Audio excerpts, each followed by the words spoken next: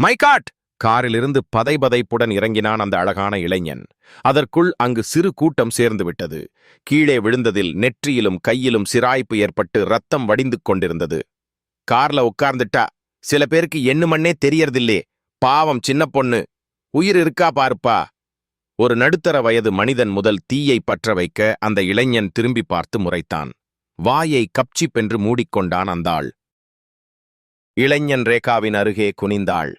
அமைதியான அந்த முகம் அவன் மனதை பிசைய, அவளை அப்படியே இருகைகளால் தூக்கி திறந்திருந்த கதவின் வழியே காரில் கிடத்தினான். ஓரமாய் கிடந்த பெட்டியும் ஹேண்ட்பேக்கையும் எடுத்துக்கொண்டு காரை விரைவாக ஓட்டினான். சென்னை நகரின் மைய பகுதியில் இருந்த ஒரு தனியார் மருத்துவமனையில் அவளை சேர்த்தான். டாக்டர், அந்த பெண்ணுக்கு நத்திங் சீரியஸ், லேசான அடி, அதிர்ச்சியில மயங்கி இருக்கிறாங்க. 1 ஹவர்ஸ்ல மயக்கம் தெளிஞ்சிடும். ஓகே, தேங்க்யூ டாக்டர் என்று அவள் கண் விழிப்பதற்காக காத்திருந்தான். யார் இந்த பெண்? இந்த ஊரைச் சேர்ந்தவளா அல்லது வெளியூரை சேர்ந்தவளா?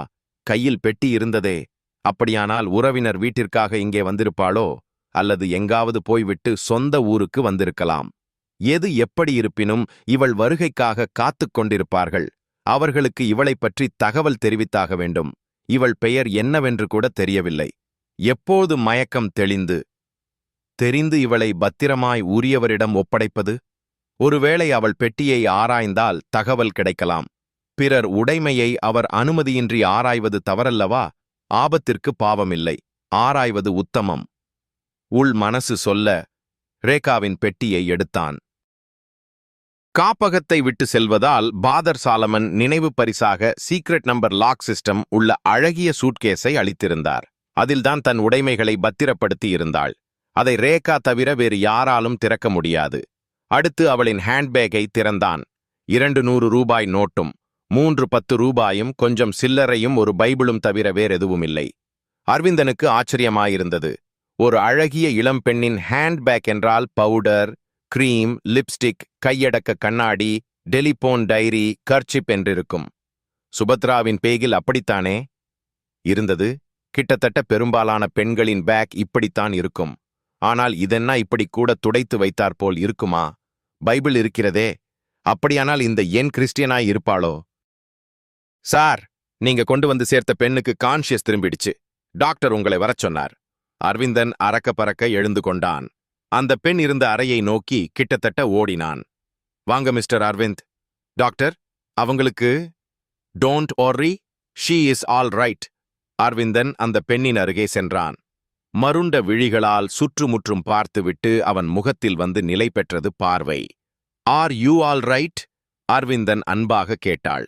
ரேகா மிகவும் பயந்து போனாள். தான் காரில் அடிபட்டு விழுந்தது நன்றாக நினைவிருந்தது. அதன் பிறகு என்ன நடந்தது? எப்படி ஹாஸ்பிடலுக்கு வந்தேன்? யார் கொண்டு வந்து சேர்த்தார்கள்? இவன் யார்? என் பெட்டி எங்கே? அதில்தானே பாதர் கொடுத்த சிபாரிசு கடிதம் இருக்கிறது. என் பெட்டி எங்கே? இதோ பத்திரமாயிருக்கிறது, எடுத்துக் காட்டினான் அரவிந்தன். மேடம், இவர்தான் உங்களை ஹாஸ்பிடலில் கொண்டு வந்து சேர்த்தவர் என்றார் டாக்டர். தேங்க்ஸ், கை கூப்பினாள் ரேகா. அது என்னோட கடமைங்க. என் கார் மோதிதான் உங்களுக்கு அடிபட்டது. அதுக்காக முதல்ல நீங்க என்ன மன்னிக்கணும். டாக்டர் அரவிந்தன் தோளை தொட்டார். மிஸ்டர் அரவிந்த், அவங்க இன்னும் அதிர்ச்சியிலிருந்து விடுபடலே. இப்ப டிஸ்டர்ப் பண்ண வேண்டாமே ப்ளீஸ். ஓகே டாக்டர், எப்ப டிஸ்சார்ஜ் பண்ணுவீங்க? இன்னைக்கு ஒரு நாள் முழுக்க பெட் ரெஸ்ட்ல இருக்கட்டும். காலையிலே டிஸ்சார்ஜ் பண்ணிடுறேன். நீங்க போயிட்டு நாளைக்கு வந்தால் கூட போதும். தாங்கியூ டாக்டர் என்றவன் அவளருகே குனிந்து, டேக் ரெஸ்ட் மேடம், நான் நாளை காலையிலே வந்து பார்க்கிறேன் என்று விடை பெற்றுப் போய்விட்டான். டாக்டரும் நர்ஸும் அகன்றனர். ரேகா ஆயாசத்துடன் கண்களை இறுக மூடிக்கொண்டாள். காப்பகத்தை விட்டு வெளியில் வந்ததுமே விபத்து ஏற்பட்டது எதை குறிக்கிறது? எனக்கு ஆபத்து காத்திருக்கிறது என்றுதானே? உன் பெண்மைக்கு பங்கம் வராத அளவிற்கு மிக கவனமாய் நடத்துக்கொள். உறக்கத்திலும் உன் கண்கள் திறந்திருக்கட்டும். பாதர் சொன்ன வார்த்தைகள் நினைவிற்கு வந்தது. நான் உடனே இங்கிருந்து போயாக வேண்டும். தவிர ஏகாம்பரம் என்கிற தொழிலதிபரை இன்றே சந்திக்கும்படி பாதர் வலியுறுத்தி சொன்னாரே, கண்டிப்பாய் அவரை சந்தித்தே ஆக வேண்டும். யார் கண்ணிலும் படாமல் இங்கிருந்து போயாக வேண்டும். முடிவு செய்த ரேகா மெல்ல எழுத்தாள். தலையில் கல்லை கட்டிவிட்டது போல் பாரமாய் அழுத்திற்று. முற்பகல் வேளையாதலால் ஹாஸ்பிடல் பரபரப்பாக இயங்கிக் கொண்டிருந்தது. நர்சுகள் அங்குமிங்குமாய் நடந்து கொண்டிருந்தனர். அவர்கள் கவனிக்காத நேரமாய் பார்த்து ரேகா வெளியேறிவிட்டாள். ரேகா சரியான முகவரி தேடி கண்டுபிடித்து செல்வதற்குள் பிற்பகல் ஆகிவிட்டது. துங்கம்பாக்கம் ஸ்டெர்லிங் ரோடில் பெரிய பரப்பளவில் நட்ட நடுவில் அழகாக அமர்ந்திருந்தது அந்த பங்களா. இதயம் தடதடக்க நடந்தவள் அந்த பங்களாவினுள் காலடி எடுத்து வைத்ததும் ஏதோ ஒருவித இனம் புரியாத உணர்வு ஏற்பட்டது. உடம்பெங்கும் சிலிர்த்தது. பெரிய ஹால் அது. 10-12 பேர் மொத்தமாய் நின்றிருந்தனர். சுவற்றில் 2 வயது பெண் குழந்தையின் போட்டோ மாட்டப்பட்டு புத்தம் புதிய ரோஜா பூமாவை போடப்பட்டிருந்தது. ஏகாம்பரமும் அவர் மனைவி அம்பிகா, மகன் தினேஷ், மருமகள் கனகா, மகள் சுபத்ரா மற்றும் உறவினர்கள் சூழ்ந்திருக்க அனைவரும் கண்மூடி கைகூப்பி நின்றிருந்தனர். என் மகள் சுசீலாவின் பிறந்த நாளான இன்று அவள் ஆத்மா சாந்தியடைய வேண்டுகிறேன் கடவுளே, ஏகாம்பரம் மனமுருக வேண்டிக் கொண்டார். ரேகா ஒரு ஓரமாய் ஒதுங்கி நின்றிருந்தாள். அம்பிகா, அன்னதானத்துக்கு ஏற்பாடு பண்ணிட்டியா என்றார் ஏகாம்பரம். அப்பவே உதவும் கரங்களுக்கு அனுப்பியாச்சுங்க என்றவள் அப்போதுதான் அந்த பெண்ணை பார்த்தாள். நெற்றியிலும் கையிலும் போடப்பட்டிருந்த கட்டும் கையில் பெட்டியும் களையான முகமும் அம்பிகாவின் கவனத்தை ஈர்த்தது.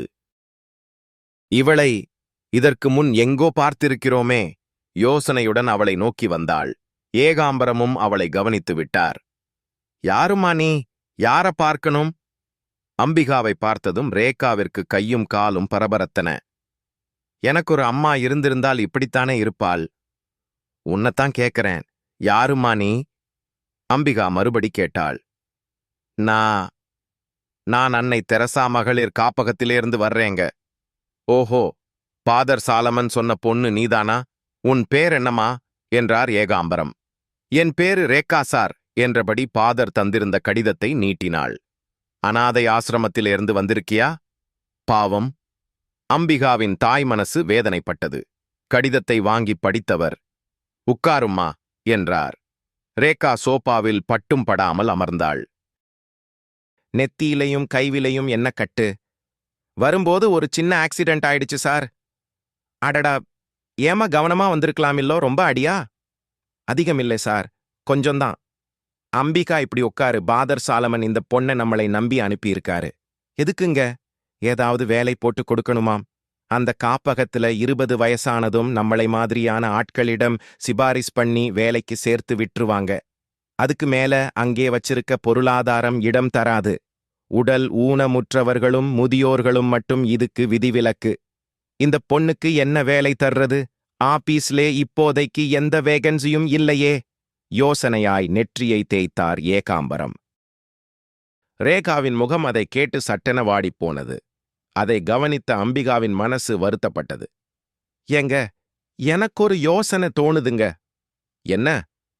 நம்ம வீட்டை கவனிச்சுக்க, வீட்டு கணக்கு வழக்குகளை கவனிச்சுக்க ஒரு ஆள் வேணும்னு சொல்லிட்டு இருந்தேனே. பேசாம இந்த பொண்ணை நம்ம வீட்லயே வேலைக்கு வச்சுக்கிட்டா என்ன? சற்று நேரம் யோசித்தார் ஏகாம்பரம். நீ சொல்றதும் சரிதான். ஆனா இந்த பொண்ணு ஆபீஸ்லே வேலை போட்டு தருவாங்கன்னு எதிர்பார்த்து வந்திருக்கும். வீட்லே வேலை என்னதும் ஒரு மாதிரி பீல் பண்ணிட்டா என்றபடி ரேகாவை பார்த்தார்.